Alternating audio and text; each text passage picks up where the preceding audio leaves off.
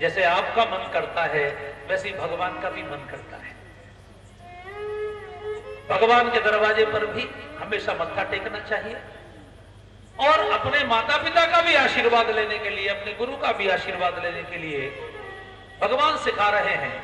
उन्होंने इतने आशीर्वाद लिए कि जिस समय वो रावण के सामने खड़े हुए, उनकी छाती पर कोई कवच नहीं था, वो नंगे पैर थे। रावण रथी विरथ रघुबीरा, देख विभीषण भय वो धीरा।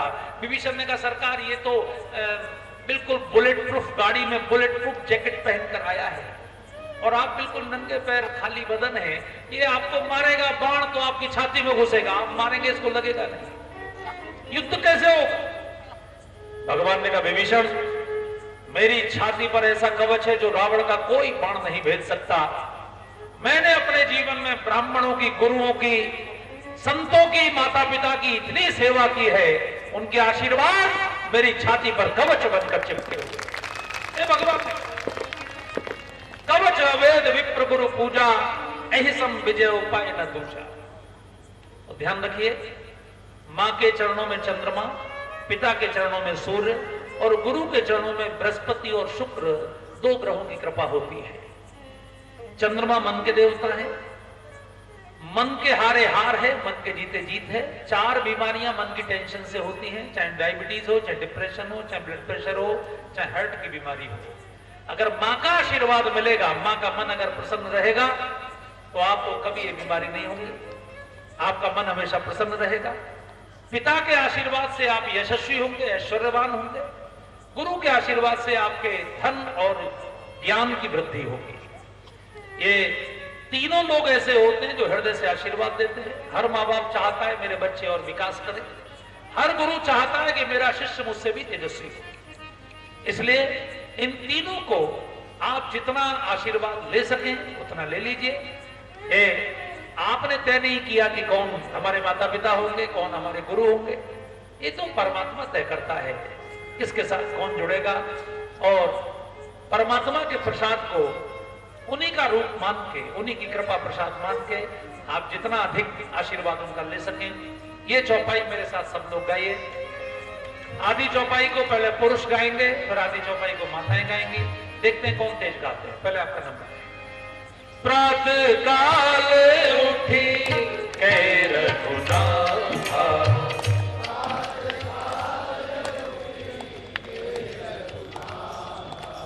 बहुत बढ़िया गाया आप लोग, हाथ मचाइएगा।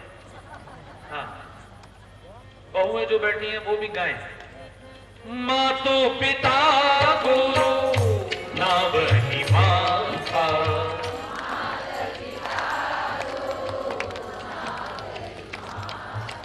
बहुत सुंदर। आज सांस बहुत प्रसन्न हो रही है।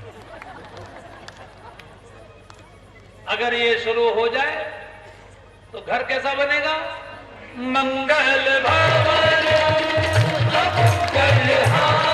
कल्याणी, मंगल भवन अमंगल हारी, प्रभु सुदशरथ अजिर बिहारी, प्रभु सुदशरथ अजिर बिहारी।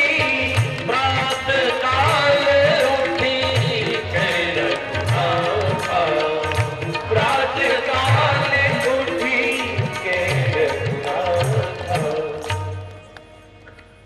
विश्वामित्र ऋषि भगवान को लेने आ गए। दुनिया का कितना बड़ा ऋषि है। मैं चाहूंगा कि हम लोग एक बार उनके चरणों में प्रणाम करें। विश्वामित्र महामुनि ज्ञानी, बसहि विपिन शुभ आश्रम जानी। नाम कितना सुंदर है। ये परशुराम जी के सगे मामा जी हैं। ये ऋषिक ऋषि की शादी सम्राट गाधी की पुत्री से हुई थी। सम्राट गाधी के कोई पुत्र नहीं था, केवल एक पुत्री थी। उन्होंने अपनी पुत्री की शादी ऋषिक ऋषि के साथ की। ऋषिक बहुत बड़े ऋषि थे। तो सम्राट गाधी की पत्नी ने अपनी पुत्री से कहा कि तेरे पति इतने बड़े ऋषि हैं, उनसे कहे कि वो मेरे लिए एक पुत्र के लिए अनुष्ठान करें। अगर मेरे एक बेटा हो जाए तो राज्य का उत्तराधिकारी हो जाएगा। ऋषि ने कहा ठीक है, कर देंगे। तो हमको भी तो एक पुत्र चाहिए, तो ऐसा करते हैं कि दोनों के लिए कर देते हैं। माँ के लिए भी कर देते हैं, बेटी के लिए भी कर देते हैं। तो ऋषि ने अनुष्ठान किया और खीर के 2 दोने तैयार किए।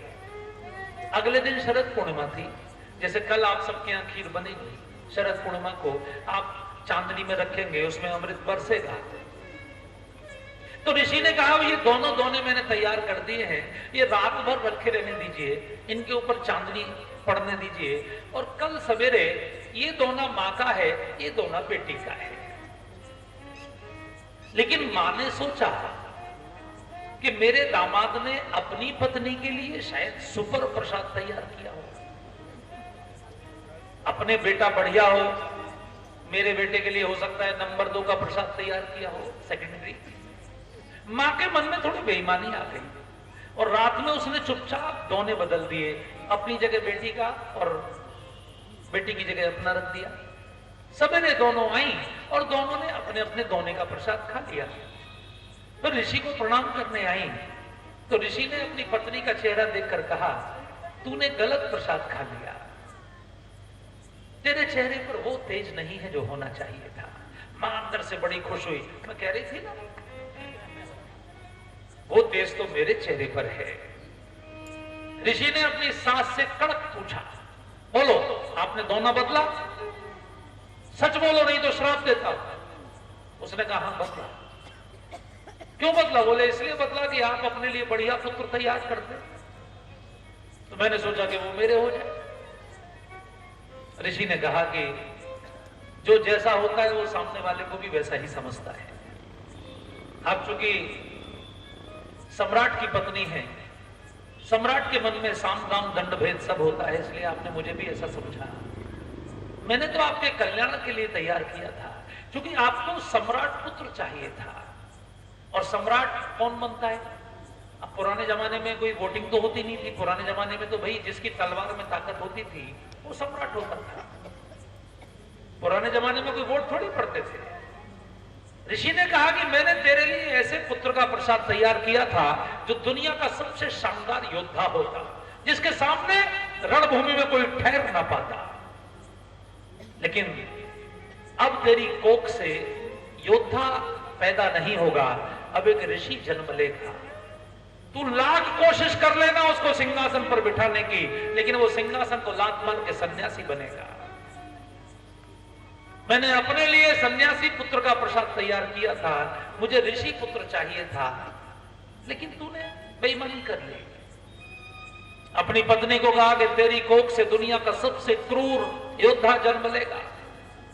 उसने कहा मुझे नहीं चाहिए योद्धा, मुझे युद्ध अच्छे नहीं लगते, मुझे तो ऋषि अच्छे लगते हैं, मुझे ऋषि पुत्र चाहिए, मुझ पर कृपा करिए। उसने पैर पकड़ लिए अपने पति के, लेकिन वो इतने बड़े ऋषि थे, उन्होंने कहा ठीक है मैं कुछ चेंज करूंगा, कुछ जेनेटिक्स में। तेरा पुत्र तो ऋषि होगा लेकिन उसका पुत्र योद्धा होगा। इसलिए ऋषि के पुत्र जमदग्नि हुए, लेकिन उनके पुत्र परशुराम हुए, जिनके सामने दुनिया में कोई नहीं ठहर पाया। दुनिया के सबसे बड़े योद्धा, दुनिया के सबसे वीर योद्धा। लेकिन महाराज गांधी के पुत्र विश्वामित्र हुए और वो सिंहासन को छोड़ के ऋषि हो गए, और कितने बड़े ऋषि हो गए। ध्यान रखिए, जितना गहरा अंधकार होता है उतनी ही तेज लाइट होती है। रावण ने पूरी दुनिया को अंधकार में कर दिया था, सारे गुरुकुलों में आग लगा दी थी। रावण की सेनाओं को आदेश था कि जहां भी कोई ब्राह्मण की बस्ती हो, कोई वेदों का गुरुकुल हो, कोई गौशाला हो, कोई यज्ञशाला हो, छोड़ना नहीं, नष्ट कर दो। इसलिए रावण की सेनाएं जय जय देश देव पावे गांव जब आग लगावे, देव विष्णु गुरुवान न कोई, देव विष्णु गुरुवान न कोई, देव विष्णु गुरुवान न कोई। रावण बहुत समझदार है, वो पुलस्त ऋषि का नाती है, ब्रह्मा जी का पर नाती है। वो जानता है कि देवताओं पर कब्जा करना है तो देव शक्तियों का भोजन बंद कर दो। देवताओं को शक्ति 3 चीजों से मिलती है, गाय के मुख से, ब्राह्मण के मुख से और यज्ञ की आहुति से। जरा सोच के देखिए इसके पीछे क्या लॉजिक है। आप अपने बच्चों को बताएंगे तो वो मानेंगे नहीं, क्योंकि वो साइंस पढ़ते हैं। वो कहेंगे हमको लॉजिक बताइए। उनको बताइए कि जब हम यज्ञ में 100 ग्राम गाय का घी हवन सामग्री में मिला के जलाते हैं तो उसमें से 200 क्विंटल ऑक्सीजन बनती है, ओजोन बनती है। आज आप जानते हैं, आज गाड़ियों में से निकलने वाला पेट्रोल का धुआं, फैक्ट्रियों की चिमनियों में से निकलने वाला धुआं, घर घर में ये जो शौचालय हो रहे हैं, इनमें जो पानी बहाया जा रहा है फ्लश में, वो मल को जो पानी के साथ सड़ाया जाता है, वो सभी सीवर्स में से और सभी टैंकों में से निकलने वाली मीथेन और कार्बन मोनोऑक्साइड, वो गैसें, वो तमाम प्रकार के रेफ्रिजरेटरों के एसी की गैसें, वो सब क्या कर रही हैं? ओजोन की लेयर को नष्ट कर रही हैं।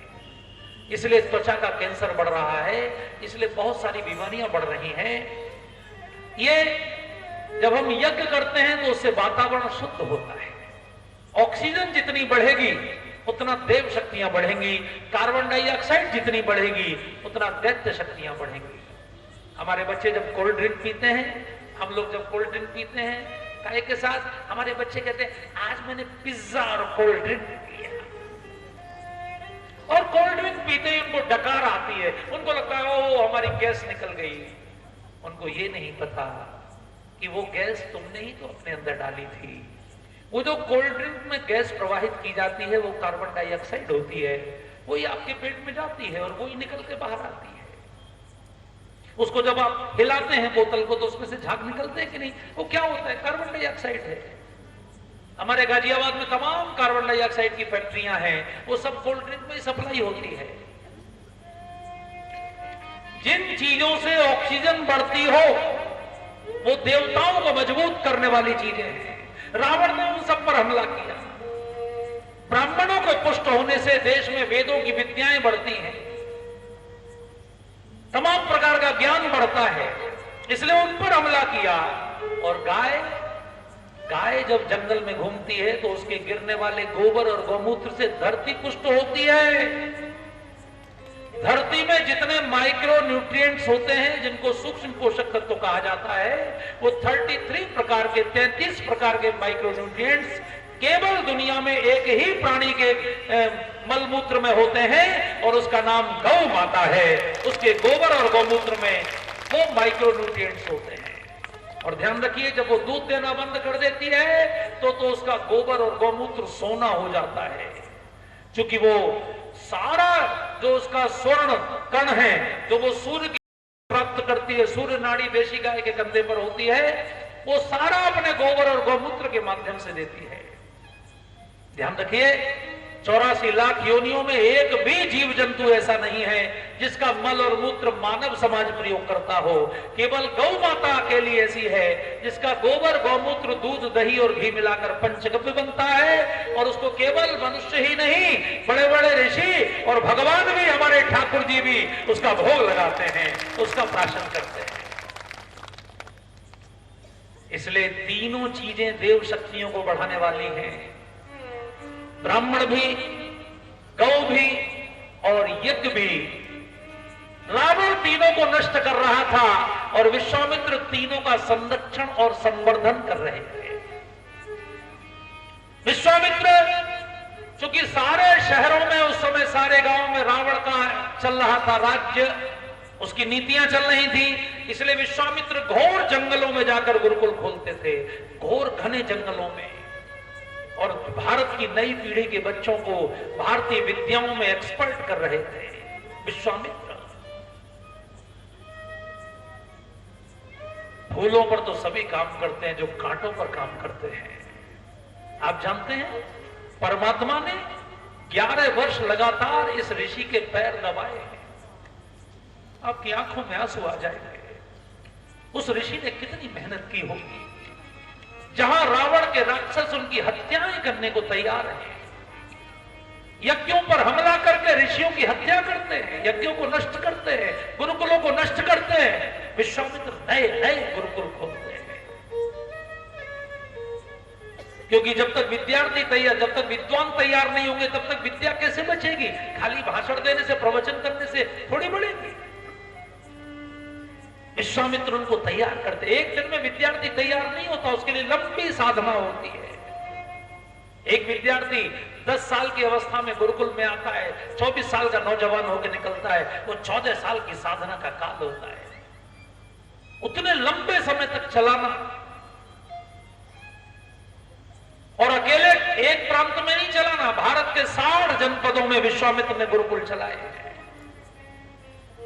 पंडित दीनदयाल उपाध्याय जी ने भारत को 60 छोटे छोटे जनपदों में, जो भारतीय संस्कृति के अनुकूल जनपद माने जाते हैं, वो सारे 60 जनपदों में विश्वामित्र के गुरुकुल आज भी सिद्धाश्रम के नाम से विख्यात है। भारतीय संस्कृति को बचाने के लिए, वेदों की संस्कृति को बचाने के लिए इस ऋषि ने कितनी मेहनत की है। 11 साल भगवान उनके साथ रहे, एक भी दिन ऐसा नहीं बीता जब रात को भगवान ने उनको बिना पैर दबाए सुलाया। प्रतिदिन कितना तप इस ऋषि ने किया है। गायत्री मंत्र के सबसे बड़े प्रचारक विश्वामित्र ऋषि हैं। आज राम लक्ष्मण को मांगने आए हैं। अब तक अयोध्या आते नहीं थे, क्योंकि वशिष्ठ जी से उनकी थोड़ी 36 का आंकड़ा था। उनका अहंकार उनको अयोध्या आने से रोकता था, लेकिन आज उन्होंने अहंकार को छोड़ा, तब उनको ओंकार की प्राप्ति हुई। आपने देखा, कौशल्या मां ने अहंकार को छोड़ा, इसलिए माताओं में अहंकार नहीं होता। हालांकि चित्तौड़ के तो पुरुषों में भी नहीं है, लेकिन तो भी पुरुषों में थोड़ा थोड़ा। आप कभी देखिए माताओं के बैठने का स्टाइल देखिए, वो चाहे पीछे खाली जगह पड़ी हो, लेकिन तो भी वो हिल मिल के बैठती हैं। लेकिन पुरुषों में ऐसा नहीं है, वो थोड़ा जगह छोड़ के। कभी आप 2 माताओं को, 2 पुरुषों को यात्रा करते हुए देखिए। अगर बस की सीट में 2x2 वाली बस में 2 माताएं बैठे हैं एक साथ, मान लीजिए उन्हें चित्तौड़ से भीलवाड़ा जाना हो, तो बस में बैठ के अपना टिकट लेने के बाद, अपने पर्स में रखने के बाद, सामान ठीक से रखने के बाद वो बातचीत शुरू कर देती हैं। आप कहां से आई बहन जी? बोले हम गांधीनगर से आए। अच्छा अच्छा। तो धीरे धीरे उनकी बातचीत शुरू हो जाती है। कितने बच्चे हैं, घर में क्या होता है, वो क्या करते हैं। सारी बात करने के बाद एक क्वेश्चन को बहुत धीरे से पूछती हैं, सास है? सास के बारे में उनकी जिज्ञासा बहुत धीरे से होती है। और जब वो उतरती है अपने स्टेशन पर, तब तक बहुत गहरी सहेली बन चुकी होती है। लेकिन पुरुष अगर 2 की सीट पर 2 बैठे तो वो आपस में बात नहीं करते, भले ही वो चित्तौड़ से जयपुर तक एक साथ बैठे हो। वो एक के हाथ में दैनिक भास्कर होगा तो दूसरे के हाथ में राजस्थान पत्रिका होगा। वो अपना अपना पेपर पढ़ते हुए, अपनी अपनी धुन में, अपने अपने मोबाइल का व्हाट्सएप चेक करते हुए। माताओं में अहंकार नहीं होता। लेकिन आज विश्वामित्र ऋषि ने जब अपने अहंकार को छोड़ा, तब उनको राम मिले। उन्होंने राजा से आके मांगा। राजा उनका स्वागत करने के लिए अपने राज्य की सीमा तक गए। इतने बड़े ऋषि पधारे हैं। राजा ने कहा वैसे नहीं आते कहीं, कहीं कारण आगमन तुम्हारा। विश्वामित्र ने कहा इस समय राक्षस हमला कर रहे हैं, ऋषियों की हत्याएं कर रहे हैं, इसलिए मैं राम लक्ष्मण को मांगने आया हूं। राजा के पैरों के तले जमीन खिसक गई। छोटे बच्चे थे, अभी 14 साल के थे। इतने सुकुमार मेरे बच्चे बुढ़ापे में मुझे मिले हैं, और मैं आपके साथ कैसे भेज दूं उनको। आप ऐसा करिए, आप काहे गुरुकुल चला रहे इतने सारे, आपकी मैं यूनिवर्सिटी बनवा देता हूं। आप अयोध्या आ जाइए, मैं हजारों एकड़ जमीन में आपकी यूनिवर्सिटी बनवा दूंगा। दुनिया के जितने विद्यार्थी हैं सबको यहीं बुला लीजिए, कहीं कोई फिर हमला होगा नहीं, कोई ऋषि मरेगा नहीं। आप क्यों चक्कर में पड़ रहे हैं? आपको जितनी जमीन, सीमेंट, सरिया, पत्थर, ईंट, गारा, गाय, पैसा जो चाहिए, राजा ने सारे ऑफर रख दिए। मांगो भूमि धेनु धन कोशा, सर्वस आज देऊ सहरोषा, लेकिन राम देत नहीं बने गुसाई। राजा ने मना कर दिया। विश्वामित्र ने कहा राम क्या आपके पुत्र हैं? अगर आपके अंदर पुत्र पैदा करने की सामर्थ्य होती तो बहुत पहले हो जाते हैं। ये तो देश के 2 ऋषियों ने यज्ञ किया, उनके द्वारा यज्ञ नारायण ने प्रकट होकर खीर का प्रसाद दिया। यज्ञों के और ऋषियों के पुत्र हैं, और आज राक्षस यज्ञों को नष्ट कर रहे हैं, ऋषियों की हत्या कर रहे हैं। इसलिए मैं उनकी रक्षा के लिए उनके पुत्रों को लेने आया हूं। राजन, ये पैसे का लालच मुझे मत दिखाओ राजन। मैं सिंहासन को ठोकर मार के सन्यासी बना हूं। मैं आश्रम बनाने के लिए नहीं बना हूं, मैं देश को संस्कारित करने के लिए सन्यासी बना हूं। नहीं तो आजकल आप देखते हैं सन्यासी तो बहुत लोग बनते हैं लेकिन सब उसी में फंस जाते हैं, आश्रमों में, संपत्ति में। और जब वो जब आश्रम बन जाता है, संपत्ति बन जाती है, जब घर बन जाएगा तो फिर घर वाले भी तो चाहिए, झंझट होता है। इसलिए जिसको जीवन में संस्कार का काम करना है उसको आश्रम रहने के लिए नहीं बनाने, अगर बनाना है तो गुरुकुल बनाओ। देश की नई पीढ़ी को भारतीय विद्याओं में निष्णात करो, नहीं तो आश्रम बनाने की क्या आवश्यकता है। रमता जोगी बहता पानी। चैतन्य महाप्रभु के शिष्यों ने पूछा, हम संन्यास ले रहे हैं, हम कैसे रहें? उन्होंने कहा, करतल भिक्षा करुतल वासा, दिने दिने नवम नवम सुन सनातन। पेड़ के नीचे सोना, हाथ में भोजन मांग के खाना, लेकिन एक पेड़ के नीचे 2 रात मत सोना, नहीं तो मोह हो जाएगा, वही कुटिया बन जाएगी, वही आश्रम बन जाएगा। चलते रहना लगातार। हमारे स्वामी वामदेव जी महाराज थे वृंदावन में। वामदेव जी ने कभी कोई आश्रम नहीं बनाया। राम जन्मभूमि आंदोलन में बड़े सक्रिय भूमिका उनकी रही। वामदेव जी महाराज इतने विद्वान शास्त्रों के। एक बार मैं भी उनके चरणों में बैठा था, तो हमने उनसे पूछा कि आपने इतने शिष्य तैयार, उनके शिष्य बहुत थे और बड़े विद्वान उनके शिष्य थे, इनको कैसे तैयार किया? आपका कोई आश्रम तो है नहीं। उन्होंने कहा, हम लोग संकल्प करते थे, चलो भाई 6 महीने गंगोत्री से गंगा सागर तक की यात्रा करनी है। तो पूरे शिष्यों की मंडली के साथ जिस गांव में रुकते थे उसी में भिक्षा मांग लाते थे, वही पार्टी बना लेते थे, वही चोखा बना लेते थे, वही सब्जी बना लेते थे। गांव के लोग भी भोजन दे देते थे लाके, और वही गांव में पेड़ के नीचे बैठकर किसी भी जंगल में, किसी भी मंदिर पर, और वहीं किसी भी ग्रंथ के श्लोकों का पाठ करते थे, अपने शिष्यों को पढ़ाते चलते थे। 6 महीने की यात्रा में शिष्यों को वो सारे ग्रंथ तैयार हो जाते थे। चलता फिरता गुरुकुल चलाते हुए ऐसे सन्यासी। हमारे सप्तऋषि कभी रुकते नहीं है, आकाश में लगातार घूमते हैं, चरे वेती चरे वेती। विश्वामित्र भी चरेवेती वाले ऋषि हैं। जब उन्होंने राजा को ललकारा,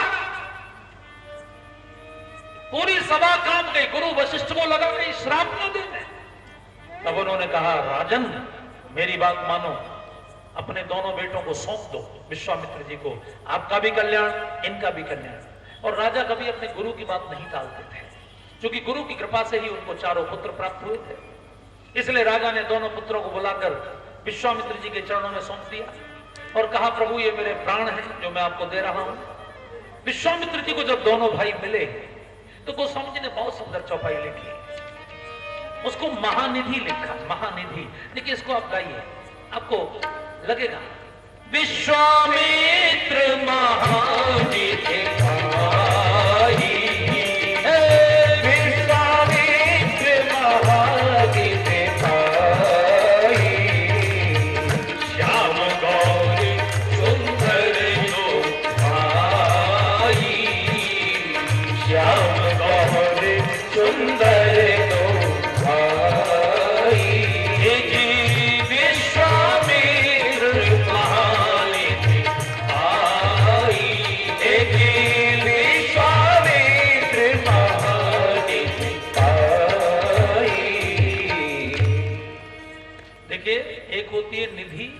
महानिधि।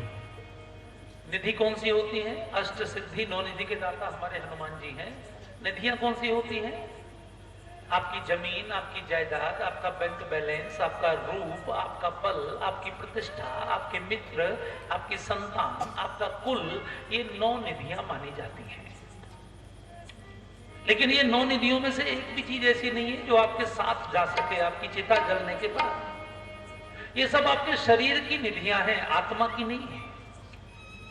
आत्मा की निधि है परमात्मा का प्राप्ति, आपकी भक्ति, आपके पुण्य, आपके सत्कर्म।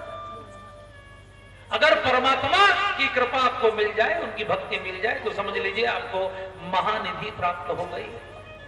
विश्वामित्र को राम लक्ष्मण प्राप्त हो गए, जानकी जी थोड़ी देर में मिलने ही वाली हैं, तो इनको महानिधि कहा गया।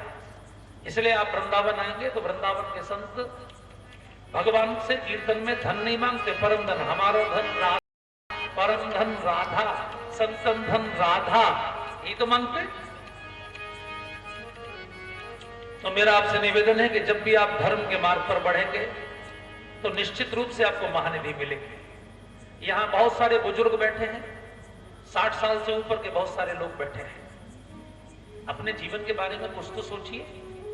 इस देश में हमारे ऋषियों ने 4 आश्रम बनाए।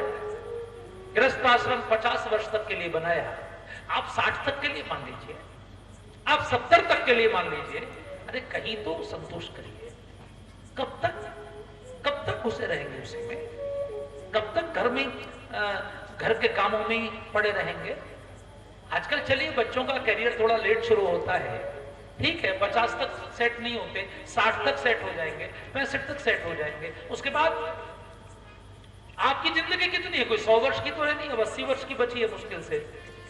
और 80 वर्ष भी आपकी पीढ़ी को मिलना है, हमारी पीढ़ी तो 70 भी पकड़ ले तो बहुत है। अंतिम आश्रम सन्यास का होता है। वानप्रस्थ और सन्यास के लिए कुछ टाइम देंगे कि नहीं? अरे कम से कम अंत के जो 75 साल के बाद तो फिर कुछ कर ही नहीं पाएंगे, वो तो फिर शरीर इतना अशक्त हो जाएगा, उसमें तो घर ही बैठना है। तो कम से कम 65 से 75 के बीच में जो 10 वर्ष हैं, उसमें तो विश्वामित्र बनिए। और विश्वामित्र मत बनिए तो स्वयं के मित्र बनिए। मैं आपसे निवेदन करूंगा, शुरुआत पहले कदम से करिए, पहले स्वयं के मित्र बनिए। क्योंकि मनुष्य का मन ही उसका मित्र है और मन ही उसका शत्रु है। हमारा मन ही हमारे पुण्यों को नष्ट करता है और मन ही हमको महापुरुष बनाता है। पहले अपने मित्र बने, परिवार के मित्र बने, समाज के मित्र बने, अपने क्षेत्र के मित्र बने, और परमात्मा अगर आपको जितनी क्षमता देता जाए पूरे विश्व के भी मित्र बनेंगे। पूरे विश्व के कल्याण के लिए काम करें, संस्कृति को बढ़ाएं, धर्म को बढ़ाएं, फिर देखिए आपको भी महानिधि प्राप्त होगी। ये रामायण आपको धर्म पर चलना सिखाती है। विश्वामित्र के आश्रम में भगवान जा रहे हैं, आप नहीं चलेंगे क्या? साथ में चलेंगे कि नहीं? तो फिर बैठ के कैसे चलेंगे? एक बार खड़े हो जाइए और खड़े होकर जरा ताली बजाकर मेरे साथ एक भजन गाइए। बहुत देर से आपके घुटने व्याकुल थे यात्रा करने के लिए, इसलिए सब लोगों को ताली बजाकर ये भजन गाना है। बहुत प्यारा भजन है। हमें निज धर्म पर चलना सिखाती रोज रामायण, हमें निज धर्म पर चलना सिखाती रोज रामायण, सदा शुभ आचरण करना सिखाती रोज रामायण, सदा शुभ आचरण करना सिखाती रोज रामायण, हमें निज धर्म पर चलना सिखाती रोज रामायण, हमें निज धर्म पर चलना सिखाती रोज रामायण।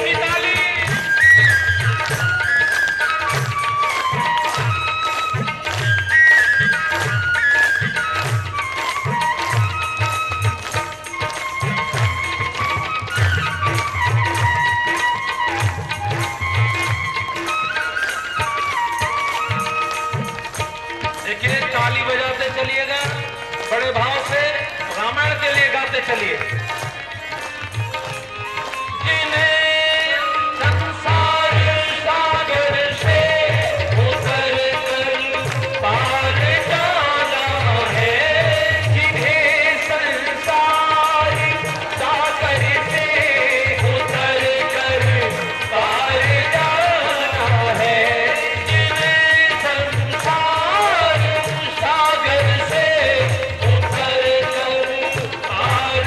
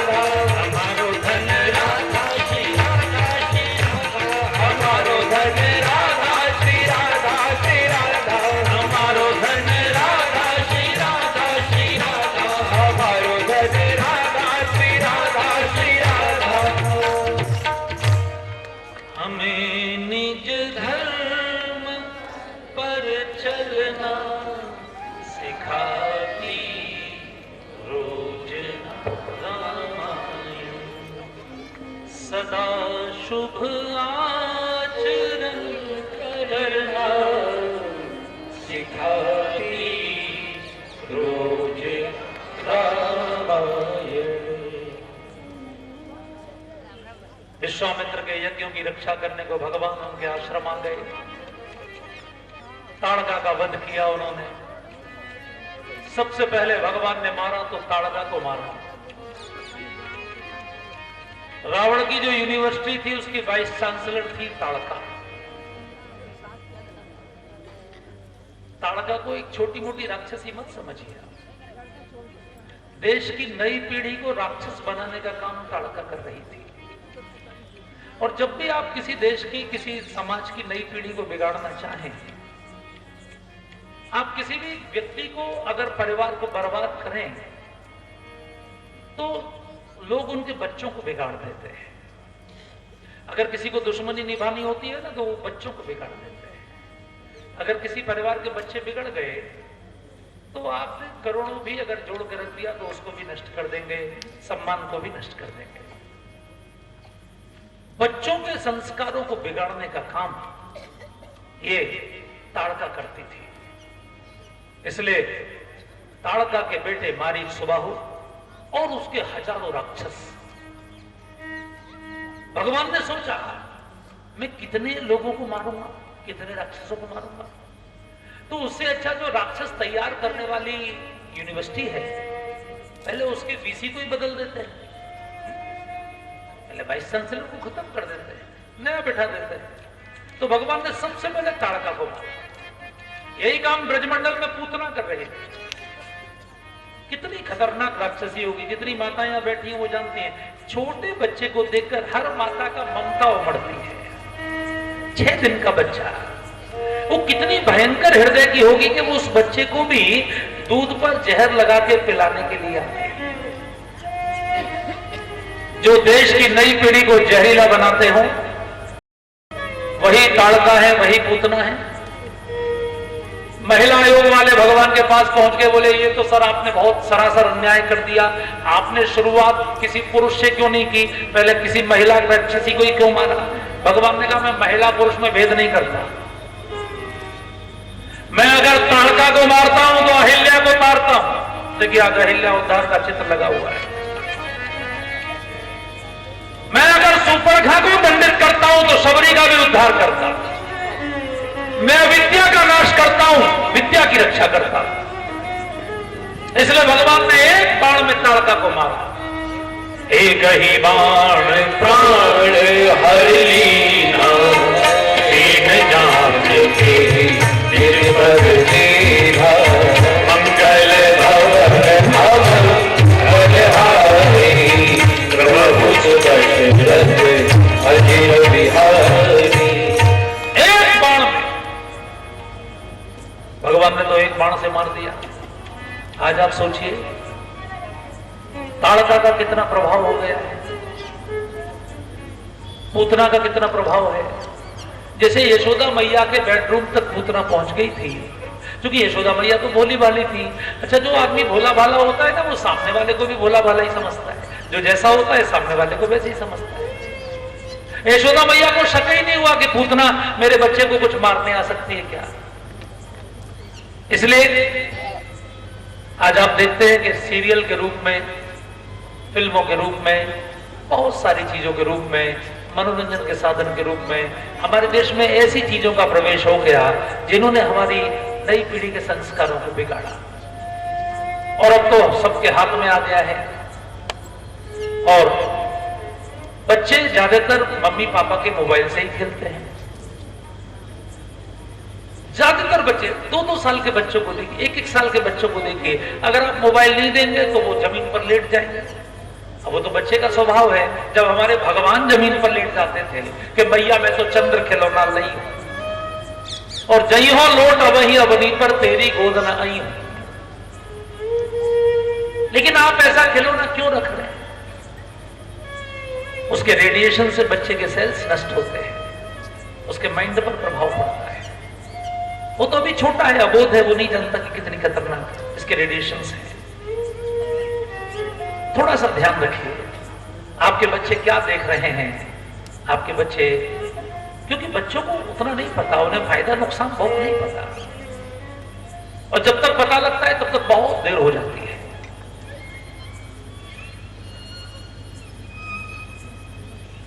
हमारे बच्चे दूध खाएंगे, दही अच्छा खाएं, घी अच्छा खाएं, उसकी आप कितनी चिंता करते हैं, लेकिन उनकी खोपड़ी में कैसे विचार जा रहे हैं इसकी चिंता करते हैं क्या?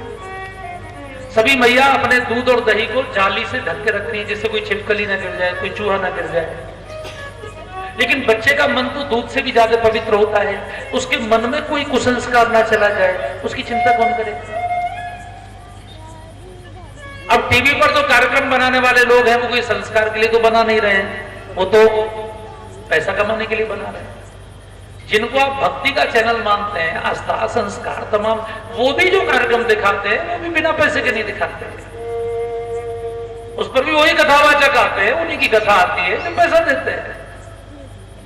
तो टेलीविजन से अगर आप संस्कार की अपेक्षा करेंगे तो वो आपकी भूल है। ये तो माता पिता को स्वयं ही करना पड़ेगा। इसलिए अपने बच्चों को क्या दिखाना, उसके लिए आप थोड़ी तैयारी करिए।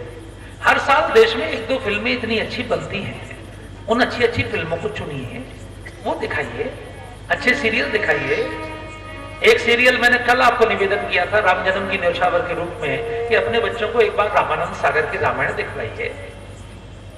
जब वो प्रसारित हुई थी 91 में, तो आपके बच्चे पैदा भी नहीं हुए होंगे तब तो। उस समय जो बच्चे 9-10 साल के थे वो 35 साल के, 40 साल के हो गए। उन्होंने नहीं देखी रामायण, कैसे उनको रुचि होगी? बी.आर. चोपड़ा की महाभारत दिखवाइए, चाणक्य दिखवाइए। उपनिषद गंगा एक बहुत सुंदर सीरियल है, उपनिषद गंगा, जिसमें भारत के समस्त शास्त्रों की कथाओं को बहुत दिव्य तरीके से दिखाया गया, वो दिखवाइए। अब चूंकि टीवी से प्रभावित होंगे तो भाई टीवी के माध्यम से करिए, लेकिन अगर आप एकता कपूर के सीरियल दिखवाएंगे तो क्या होगा? एक बार मैं चित्तौड़ की कथा करके ही गया था, पिछली बार से 8 साल पहले की बात है। तो उस समय एक सीरियल टीवी पर आता था, उसका नाम था कसौटी जिंदगी की। मैं घर गया तो मेरी पत्नी ने मुझे खाना परोसा। एक रोटी जब थाली में समाप्त हो गई, मैंने कहा देवी जी दूसरी रोटी, तो उन्होंने कहा बस 2 मिनट रुक जाइए, ब्रेक आने वाला है, ऐड आने वाला है। मुझे एक रोटी थाली में रख के वो सीरियल देखने में व्यस्त हो गई। फिर जब टेलीविजन में ऐड आया तो फिर वो दूसरी रोटी सेक के फिर मेरी थाली में रख गई, फिर टीवी पे चिपक गई। मैंने कहा ऐसा क्या टीवी पर आ रहा है कि आप खाना भी ठीक से नहीं खिला रही हैं? अरे बोले आजकल बहुत अच्छा सीरियल आ रहा है कसौटी जिंदगी की। मैंने कहा जितनी रुचि इस सीरियल में मैंने आपकी रामायण में तो कभी देखी नहीं। अरे बोले रामायण में क्या रखा है, कोई घिसी पिटी आपकी रामायण, ये सीरियल देखिए कितना अच्छा है। अगले दिन मैंने उनसे कहा मैं खाना बाद में खाऊंगा, पहले आपके साथ सीरियल देखता हूं। मैं उनके साथ सीरियल देखने बैठा था। मैं आपको सच्ची घटना बता रहा हूं, अपने जीवन का अनुभव बता रहा हूं। वो सीरियल का वो एपिसोड में भूल नहीं सकता। उसमें एक जो मेन पात्र थे, वो जो महिला थी उसका नाम था प्रेरणा। उसके पति थे मिस्टर अनुराग। उसने पूरे संसार को ये प्रेरणा दी कि अपने पति को छोड़ के दूसरी शादी कर ली मिस्टर बजाज के साथ। मिस्टर अनुराग ने भी दूसरी शादी कर ली। तो उसी एपिसोड में अनुराग की दूसरी पत्नी ने उसके पेट में चाकू घोंप दिया, अपने पति के पेट में, और फिर उसको ठिकाने भी लगा दिया और गाना भी गा रही थी, अजीब दास्तां है ये, कहां शुरू कहां खत्म।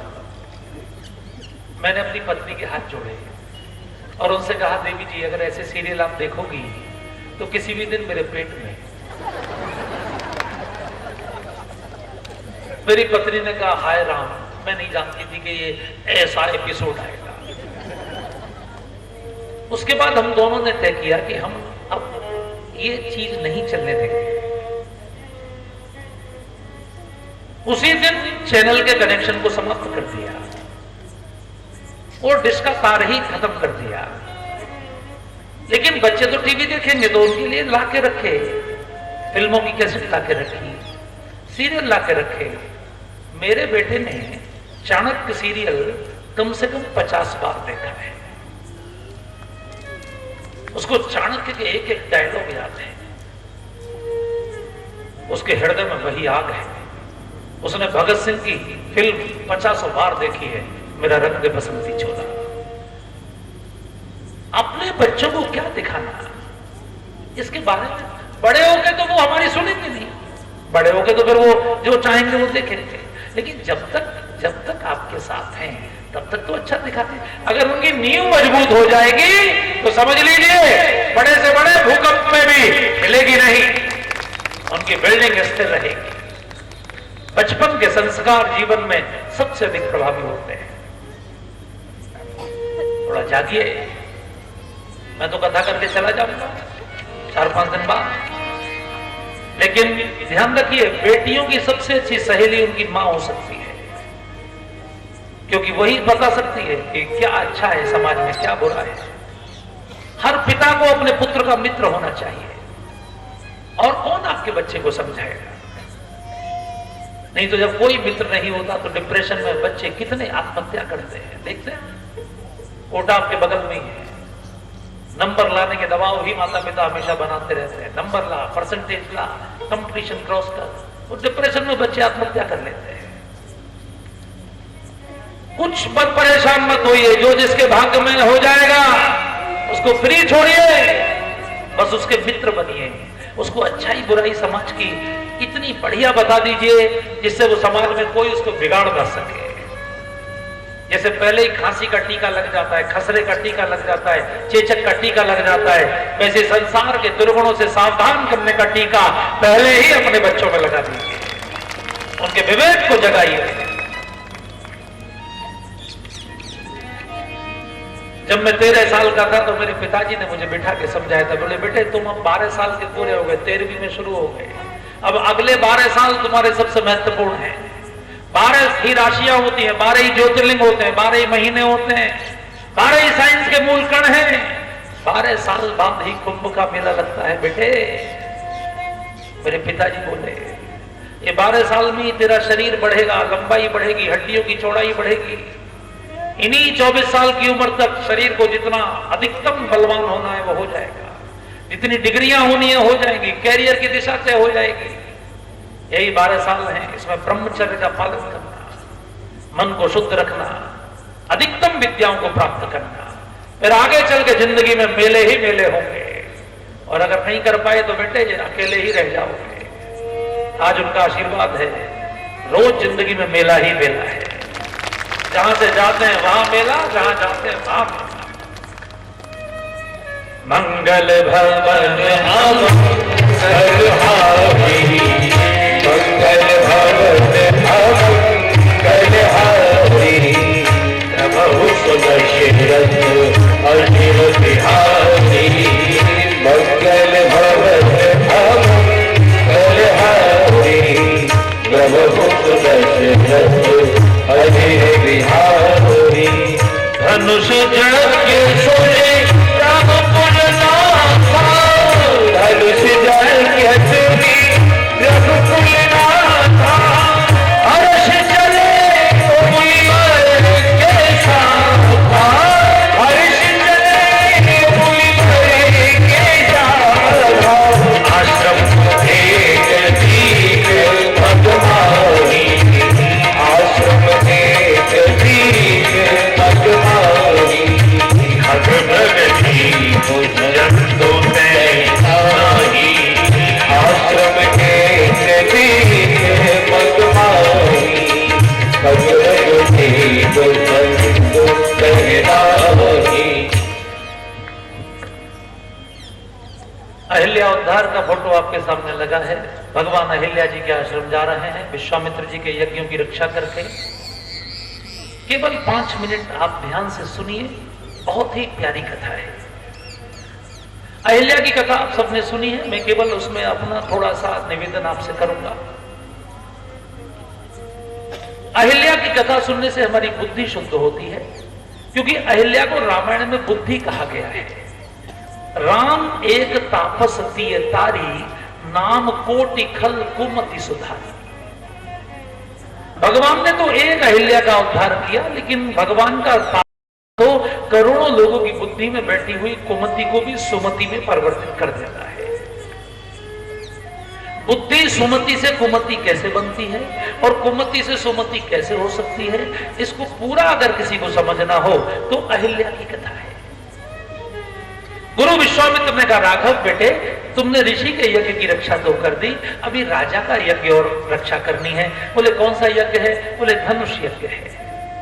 भगवान को धनुष यज्ञ का नाम सुनते ही जानकी जी याद आने लगी। कल भगवान की जानकी जी से भेंट होगी। कल रास का दिन है, महारास का। कल शरद पूर्णिमा है। शरद पूर्णिमा को ही महारास हुआ था ब्रज में। महारास माने जब आत्मा परमात्मा के साथ संयुक्त हो जाती है। गोपी मधुरा लीला मधुरा युक्तम मधुरम मुक्तम मधुरम दृष्टम मधुरम शिष्टम मधुरम मधुरा पते। गोपी माने कोई स्त्री नहीं होती, गोपी माने आत्मा। वो पुरुष भी हो सकता है, वो स्त्री भी हो सकती है। कल महाराज का दिन है। कल बहुत प्रेम से हम लोग यहां महाराज का आनंद लेंगे और कल जानकी जी और भगवान का मिलन होगा और भगवान मोर पंख के साथ कृष्ण के रूप में होंगे और अष्ट सखियों के साथ जानकी जी राधा रानी के रूप में होंगी साक्षात।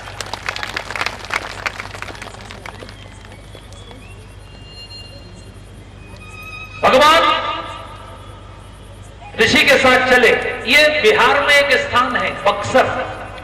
जैसे ही आप काशी से कलकत्ता वाली लाइन पे चलेंगे, रेलवे लाइन पर बक्सर स्टेशन आएगा। बक्सर में भगवान ने विश्वामित्र ऋषि का आश्रम था, उसके आसपास के पूरे इलाके में राक्षसों का सफाया करने के बाद और यहां से प्रस्थान किया। गंगा जी के किनारे किनारे किनारे किनारे छपरा नाम का जिला है बिहार में। छपरा में गौतम ऋषि का आश्रम है। वहां भगवान ने ऋषि से पूछा, ये किसका आश्रम है? पूछा मुनि ही शिला प्रभु देखी। देखिए रामायण में ये दो स्त्रियां हैं, अहिल्या और शबरी, जो भगवान को बुलाने कहीं नहीं गई। उनकी कुटिया पर स्वयं राम आए हैं। ये कहीं नहीं गई, अपने आसन पर बैठकर इन्होंने साधना की है। दोनों के पास भगवान स्वयं गए हैं। भगवान ने स्वयं गुरु जी से पूछा, ये किसका आश्रम है? गुरु जी ने कहा, ये गौतम ऋषि का आश्रम है। भगवान ने पूछा, ये जो आश्रम के अंदर एक बहुत बड़ी शिला जैसी रखी है, जो दूर से नारी जैसी दिखाई पड़ती है, ये कौन है? ऋषि ने कहा, विश्वामित्र जी ने, गौतम नारी श्राप बस उपल देह धरि धीर चरण कमल रज चाहती कृपा करहु रघुवीर। ये गौतम ऋषि की पत्नी अहिल्या अपने पति के श्राप से पत्थर हो गई है राघव। इनका उद्धार आपके चरणों की रज से होना है राघव, आप इन पर कृपा कर दीजिए। ध्यान से सुनिए, अगर अहिल्या ने जानबूझकर पाप किया होता तो गौतम विश्वामित्र बोलते गौतम नारी पाप बस, लेकिन वो बोल रहे श्राप बस। इसका मतलब भूल हुई है, अनजाने में हुई है, जिसके कारण श्राप मिला है। एक कथा आप सबने सुनी है, फिर भी एक बार स्मृति जगाने के लिए मैं बता देता हूं। ब्रह्मा जी ने दुनिया की सबसे सुंदर नारी अहिल्या को बनाया, जो पढ़ाई में, लिखाई में, तेजस्विता में, गुणों में, गायन में, वादन में, नृत्य में, दुनिया की हर विद्या में सबसे तेजस्वी थी। लेकिन ब्रह्मा जी को चिंता हुई, इसकी शादी किसके साथ करूं? क्योंकि कन्या का जो वर होना चाहिए वो कन्या से श्रेष्ठ होना चाहिए, जिसको पाकर कन्या अपने को गौरवान्वित महसूस करे। वर का मतलब श्रेष्ठ होता है। आजकल लोग वर कम देखते हैं, उसका पैकेज ज्यादा देखते हैं, उसकी जमीन जायदाद, उसका कुल, उसका परिवार, बाकी चीजों को बहुत देखेंगे, वर को। लेकिन ब्रह्मा जी ऐसे नहीं है। ब्रह्मा जी ने वर की तलाश की, कोई वर नहीं मिला अहिल्या जैसा। इंद्र ने कहा, मैं तैयार हूं शादी करने को। ब्रह्मा जी ने कहा, तेरी औकात मुझे पता है, 5 साल बाद इलेक्शन होगा तो तू इंद्र की कुर्सी से उतर जाएगा, फिर नया इंद्र हो जाएगा। इंद्र तो अपने पुण्य भोगने के बाद फिर मृत्यु लोक में आ जाता है। ब्रह्मा जी ने कहा, जिसके पुण्य घट रहे हों उसके साथ विवाह नहीं करूंगा बेटी का, जिसके पुण्य लगातार बढ़ रहे हों उसके साथ विवाह करूंगा। उस समय के सबसे तेजस्वी ऋषि गौतम ऋषि के साथ विवाह किया। अहिल्या गदगद हो गई, दुनिया का सबसे तेजस्वी महापुरुष मैंने प्राप्त किया। लेकिन बुद्धि जो होती ना, बुद्धि की लिमिट नहीं होती, बुद्धि अनलिमिटेड है। देश का इस समय जो सबसे धनवान व्यक्ति है भारत का, उसकी बुद्धि भी अभी तक लिमिट नहीं पार कर पाई है। अभी लगातार नए नए बिजनेस खोल रहा है, उसने जूते बेचना भी शुरू कर दिया है। बुद्धि की लिमिट नहीं है। ये तो तभी होता है जब संतोष आता है, जब आवे संतोष धन। अहिल्या को बुद्धि इसलिए कहा गया कि उन्होंने सबसे तपस्वी पति को प्राप्त करने के बाद भी उनको लगा सत्ता में भी अपनी पहुंच होनी चाहिए। हम एक फोन करें तो इंद्र सक्रिय हो जाएं, इसलिए उन्होंने अपने पति को कहा। इस बार यूनिवर्सिटी के कॉन्वोकेशन में इंद्र को चीफ गेस्ट बना लेते हैं।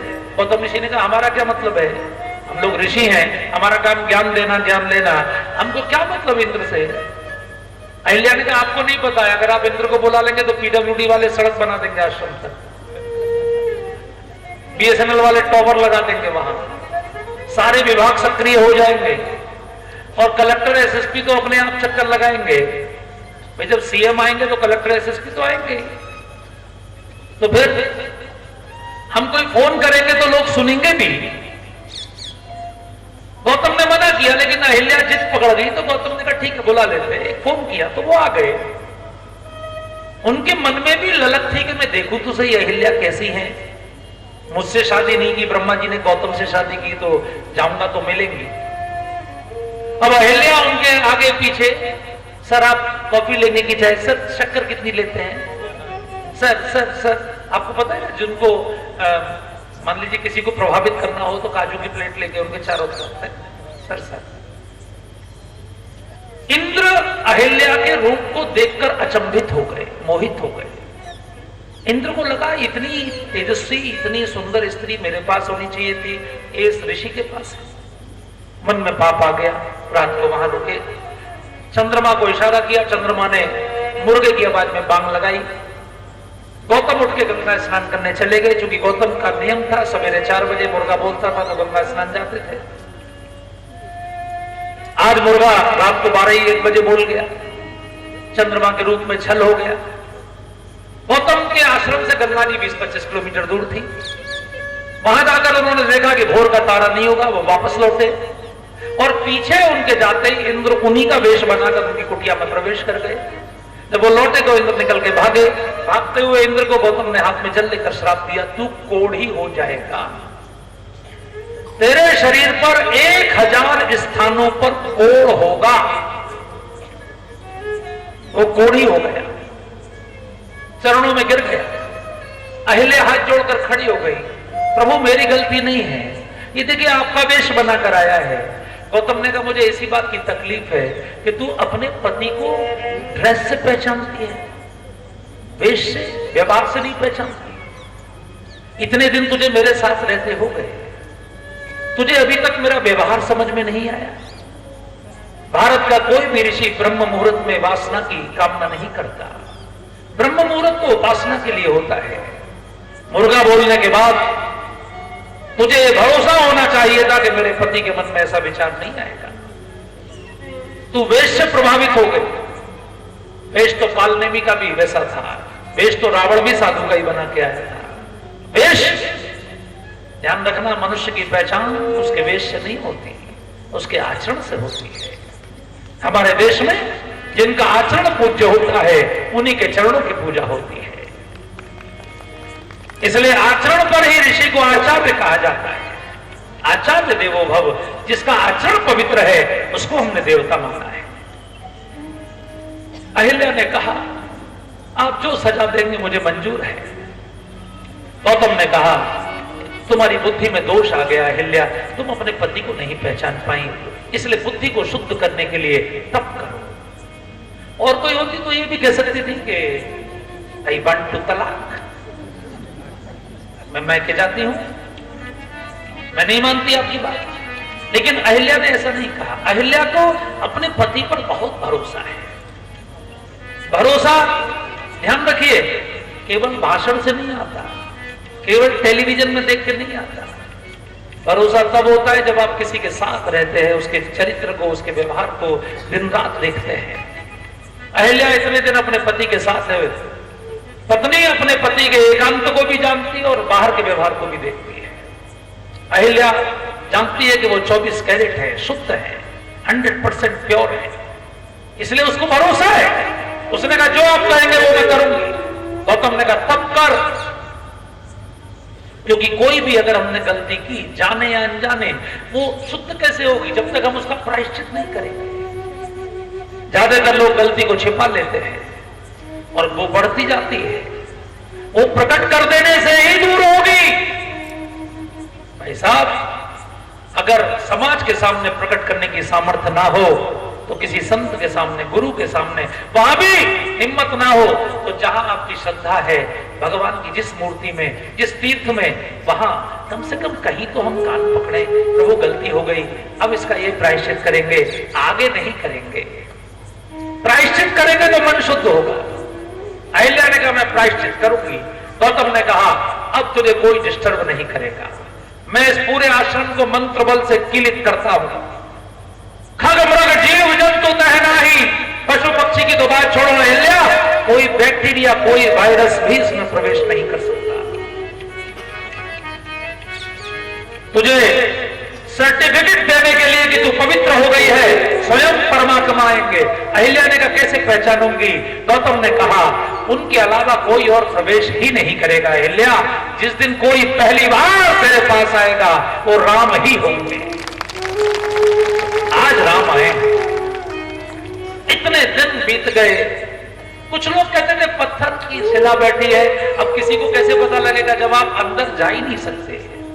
मान लीजिए 2 किलोमीटर लंबा चौड़ा आश्रम है, 1 किलोमीटर दूर अहिल्या जी बैठी हैं, तो सड़क पर से आप कैसे अंदाज करेंगे असली है कि पत्थर है? अब वो किसी से ना बोलती है, ना चालती है, ना हंसती है, ना देखती हैं, वो अपनी साधना में, चाहे आप उनको पत्थर माने, चाहे जीवित माने, जैसा भी आपकी इच्छा हो। आज राम आए हैं। ये कथा हम सबको प्रेरणा देती है कि हम में से कोई भी ऐसा नहीं है जाने अनजाने जिससे गलती ना होती हो। लेकिन भैया वो पवित्र मन तभी होगा जब हम उसका कोई ना कोई प्रायश्चित करेंगे। प्रायश्चित से मन को शुद्ध करें और फिर जब मन निर्मल होता है तो वही परमात्मा को प्राप्त करता है। निर्मल मन जन सो वो ही पावा, वो ही कपट छल छिद्र न बाबा। कबीर ने कहा कबीरा मन निर्मल भया जैसे गन्ना धीर, तो पाछे पाछे हरि फिरे कहत कबीर कबीर। विश्वामित्र ने कहा राघव करो कृपा। भगवान ने कहा कैसे करूं गुरुदेव, ये ब्राह्मण है, मैं क्षत्रिय हूं। मेरे रघुवंश में ब्राह्मणों के चरणों में मत्था टेकना सिखाया गया, ब्राह्मण के सिर पर पैर रखना नहीं। गुरुदेव ने कहा तुम तो पुराने बामन हो राम, भूल गए बामन अवतार किसका हुआ था?